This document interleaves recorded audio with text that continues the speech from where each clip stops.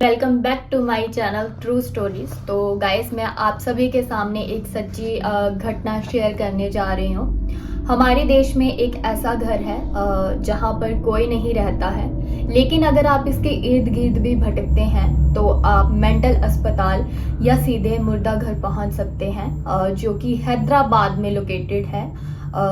कहा जाता है कि यह हमारे देश का सबसे डरावना घर है, जिसका नाम है कुंदन बाग।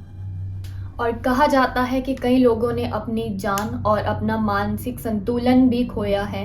इसीलिए कहा जाता है कि इस घर के इर्द गिर्द शाम 6 बजे के बाद नहीं घूमना चाहिए। कुंदन बाग में जो है अमीरों के ही घर हुआ करते थे और वहाँ पर काफ़ी अमीर लोग रहा करते थे। हैदराबाद के पॉश लोकेलिटी में ये जो कुंदन बाग का वहीं पर एक चोर रहा करता था, जिसका नाम था साजिद। साजिद जो है कई दिनों से उस घर पर नजर रखता और हर हरकतों पर निगरानी रखता कि वहाँ के लोग क्या कर रहे हैं और क्या किया जा रहा है उनकी तरफ से। कब लाइट ऑन होती है, कब लाइट ऑफ होती है, कब लोग गार्डन में घूमते हैं और कब क्या एक्टिविटीज उस घर में होती है। तो एक दिन साजिद ने सोचा कि क्यों ना आज यहाँ पर चोरी कर ली जाए। जैसे ही साजिद उस कुंदन बाग के घर पर पहुंचता है, जब वो ग्राउंड फ्लोर पर जाता है उसे वहां पर कुछ नहीं दिखाई देता। तो वो सोचता है कि यहाँ पर तो कोई भी नहीं है, क्यों ना मुझे ऊपर वाले फ्लोर पर जाके चेक करना चाहिए कि यहाँ पर मुझे चोरी करने के लिए कुछ मिल जाए। जैसे ही साजिद सेकंड फ्लोर पे पहुंचता है और तो उसे वहाँ पर उसे एक स्मेल आती है। लगता है जैसे कि 5 दिनों से जो है कोई जानवर मरा हो या फिर कोई मटन हो जो 5 दिनों से खराब हुआ पड़ा हो। तो जैसे ही वो दरवाजे को खोलता है तो वो देखता है कि सामने 4 लोगों की लाश पड़ी हुई होती है। वो घबराकर और डर के नीचे आ जाता है और ये सारी बात जो है पुलिस को बता देता है। लेकिन पुलिस सोचते हैं कि शायद साजिद अपनी हरकतों से बचने के लिए ये सब बातें और ये सब मनगढ़ंत बातें बता रहा है कि ताकि हम उसे ना कैद कर लें। और जब पुलिस ने इन्वेस्टिगेशन करी तो वहाँ पर जब वो कुंदन बाग के उस घर पे जाते हैं तो पुलिस भी देखते हैं कि वहाँ पर जो है लाश पड़ी हुई होती है। जैसे कि साजिद बताता है कि उसने वहाँ पे 3 से 4 लोगों की लाश वहाँ पर उसने उस कमरे के अंदर देखी थी। तो जब पुलिस वाले फॉरेंसिक टीम को बुलाते हैं और उनका पोस्टमार्टम करवाते हैं तो फॉरेंसिक रिपोर्ट में आता है कि वो लोग 6 महीने से मरे हुए हैं और उसी घर पर उनकी बॉडीज रखी गई हैं। तो उन्हें जो है आश्चर्य होता है इस बात का, क्योंकि साजिद कहता है कि उसने 5 दिन पहले ही वहां पर उन लोगों को टहलते हुए देखा है, उनके घर पे लाइट ऑन और ऑफ होती हुई देखी है और साजिद ने उस घर से आई हुई आवाजें भी सुनी हैं। तो जब पुलिस जो है लोकल से पता करते हैं कि यहाँ पर कोई रहता है या नहीं रहता है, तो लोकल्स का भी यही माना जाता है कि यहाँ पर जो है हमेशा लाइट ऑन और ऑफ होती है, बच्चों के बात करने की आवाज़ें आती हैं और यहाँ पर लोग गार्डन में टहलते हैं और इनकी जो है हरकतें कुछ अजीब सी हैं। इनके बच्चों के हाथों में खून लगा हुआ होता है। तो पुलिस भी आश्चर्य में आ जाती है कि फॉरेंसिक रिपोर्ट में बताया गया है कि यह तो 6 महीने से यहाँ पे मरे हुए हैं।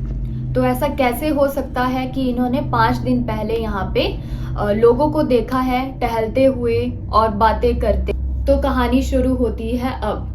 यहाँ पर बहुत समय पहले एक ऑनर हुआ करता था, जिसकी डेथ हो जाने के बाद उसके लड़के ने वो घर, कुंदन बाग का घर रेंट पे दे दिया और खुद वो अमेरिका चला गया। उसके बाद वहाँ पे कई लोग आते, 10 से 15 दिन वो उस घर पे रहते और उस घर को छोड़ देते। लेकिन कुछ समय उपरांत वहाँ पे एक बूढ़ी औरत और उसके साथ 2 बच्चे रहने के लिए आए और ये बूढ़ी औरत और बच्चे वही लोग हैं जिनकी डेड बॉडीज वहाँ पे मिली है। और सभी इस बात से आश्चर्य थे कि ऐसा इस घर पे क्या था कि लोग यहाँ पे 10 से 15 दिन रहते और उसके बाद घर को छोड़ देते। और कई लोकल्स का मानना था कि इनके बच्चों की हरकतें बहुत अजीब थी। इनके बच्चों के हाथों में खून और बूढ़ी औरत के हाथों में कैंडल हुआ करती और वह अंधेरे में बाहर घूमते रहते। और जब पुलिस उस घर के अंदर गई थी तो पुलिस ने भी अंदर जाके देखा कि वहाँ पे एक फरनाइल की बोतल पड़ी हुई थी और खून से तंत्र मंत्र और जादू टोनों के जो है चित्रकारी करी हुई थी।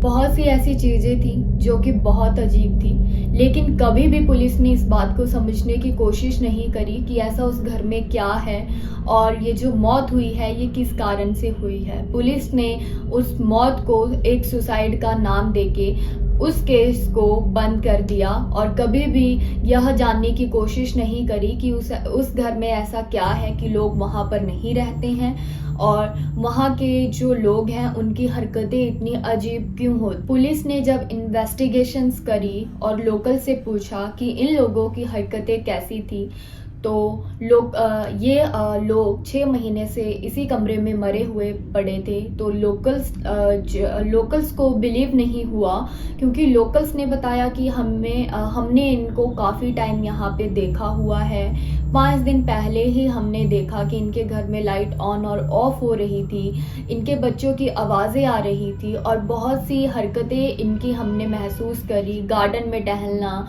इत्यादि सारी चीज़ें हमने इनकी नोट करी। तो हम ऐसा नहीं मान सकते कि ये 6 महीने से इसी घर पे मरे हुए। आज तक किसी को भी ऐसा पता नहीं चला कि इस घर में एक और भी इंसिडेंट हुआ था। ऐसा ही एक इंसिडेंट इस घर में पहले भी हुआ था। एक अशोक नाम का माली जो कुंदन बाग के घर के साथ ही माली का काम किया करता, जब उसने देखा कि 6 महीने पहले यहाँ पर एक बूढ़ी औरत और उसके साथ बच्चे आए हुए हैं, तो माली जब गार्डन में फूलों को पानी दे रहा था तो माली ने देखा कि उस घर पे लाइट जली हुई थी और बच्चों के गुनगुनाने की आवाज़ आ रही थी। तो उस माली अशोक ने सोचा कि क्यों ना मैं इस घर के अंदर जाकर देखूं कि यहाँ पर कौन रहने आया है और उनको बताऊं कि इस घर पे रहना सुरक्षित नहीं है, इस घर की क्या कहानी है, मैं उनको जाकर ये बात बताऊं। जैसे ही अशोक उस घर में पहुंचता है तो उसे ग्राउंड फ्लोर पर कुछ नहीं दिखाई देता और लाइट ऑफ होती हैं। तो जैसे ही वो सेकंड फ्लोर पर जाता है, सेकंड फ्लोर पे भी उसको कोई नहीं दिखता। वो नीचे आ जाता और जैसे ही वो नीचे आता तो दरवाजे पे उसे एक बूढ़ी औरत और उसके 2 बच्चे दिखाई देते, जो कि अजीब सी भाषा का प्रयोग कर रहे थे। ना जाने वो किस भाषा का प्रयोग कर रहे थे और उनके हाथों में खून भी बहुत ज़्यादा लगा हुआ था। तो अशोक जो है वहाँ पर ही बेहोश हो जाता और लोकल्स उसको काफ़ी दिनों से ढूंढ रहे होते, लेकिन किसी को भी अशोक नहीं मिलता। थोड़े समय उपरांत लोगों को पता चलता कि वो वहाँ पर बेहोश हुआ पड़ा है और उसकी आवाज़ चली गई है। तब से लेकर आज तक अशोक एक मेंटल अस्पताल में है और वो आज तक नहीं बोल पाया। तो यही कहानी थी दोस्तों, जो मैंने आज आपके साथ शेयर करी। कमेंट करके बताइएगा अगर आपको और भी ऐसी कहानियाँ सुननी है। Stay safe, bye.